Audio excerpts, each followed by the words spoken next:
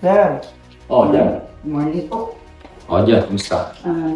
Dati naman gusto ko tanong sir, nagugulan yung isip ko sir. Ano yan? Ginagawa ko naman lahat ng effort ko sir, pero at yun parang wala siyang kakasunod sir. Parang walang nangyayari sa effort mo? Opo sir. Paano mo nasabi na walang nangyayari? Alam mo sir na yung ginagawa mo naman yung maximum effort mo, pero yung result is parang nag-decrease or hindi siya ganun na-expect yung gusto mong maging result. Sa tingin ko dyan, ito siguro yung isang kulang mo. Meron ka bang tracker o monitoring sa mga ginagawa mong activities? Paano tracker sir ang monitoring? Halimbawa, meron ka bang certain scheduling o aware ka ba kung halimbawa ilan ba yung nagagawa mo na campaign everyday like posting, ganyan, or maybe in terms kung meron ka ng mga nakausap na clients, meron ka bang database for your prospect clients? Alam mo ba yung numbers mo? Ilan ba yung nakakausap mo na prospect clients everyday? Nakalista ba yan? Nakarecord ba yan?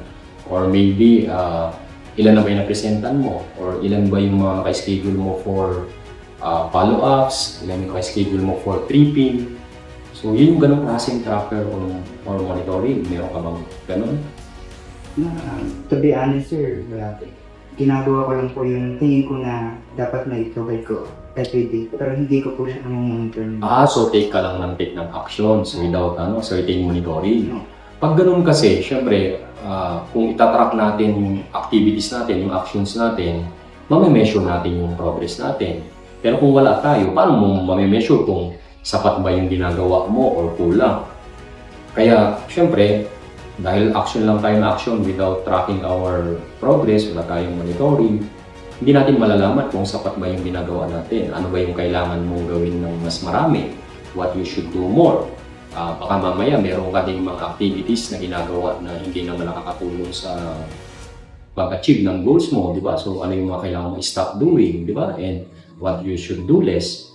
So, I think yun yung isa sa kailangan mong gawin para kung meron kang tracker, alam mo, ma-review mo, ma-audit mo yung mga activities mo, ano ba yung tatanggalin mo, ano ba yung dadagdagan mo sa activities mo, at ano pa ba yung i-improve mo. Diba?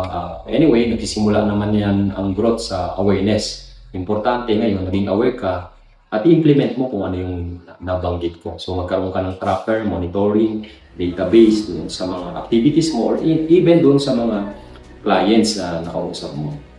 Okay? Ako sir, maraming salamat sir. Gagawin ko po yung binigay niyo pa yung starting today po. Yung monitor ko na po yung ating daily activities. Okay, good. Good luck yan.